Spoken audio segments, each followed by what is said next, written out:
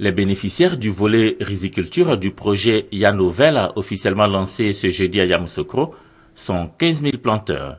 Initié dans le cadre d'un partenariat entre le district de Yamoussoukro et la société de négoce nouvelle basée à Genève, le projet Yanovel prévoit pour son volet riziculture la production dans un premier temps d'au moins 1200 tonnes de semences sélectionnées de riz chaque année.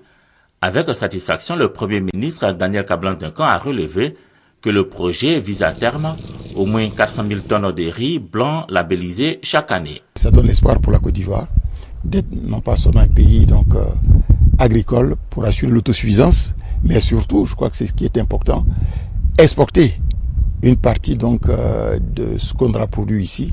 Nous sommes heureux qu'au-delà des cultures de rente, café, cacao, EVA, etc., on développe davantage la production des vivriers, soit le riz, les tomates, etc. Et ça, vous verrez qu'aussi, quand on parle de la cherté de la vie, j'ai toujours dit qu'en fait, la vraie solution contre la cherté de la vie, c'est l'offre, la production. Les premiers bénéficiaires du projet ne cachent pas leur joie.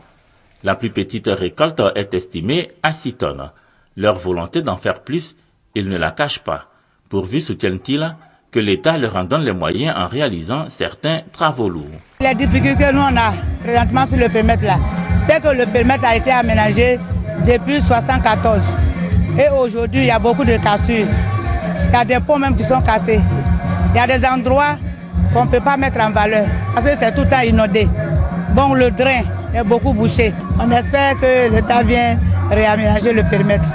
Le projet Yanovel s'inscrit dans les stratégies élaborées par le ministère de l'Agriculture dans le cadre de la mise en œuvre du programme national d'investissement agricole 2012-2015. Le PENIA, un programme de première importance pour l'État, soucieux de la relance du secteur agricole ivoirien.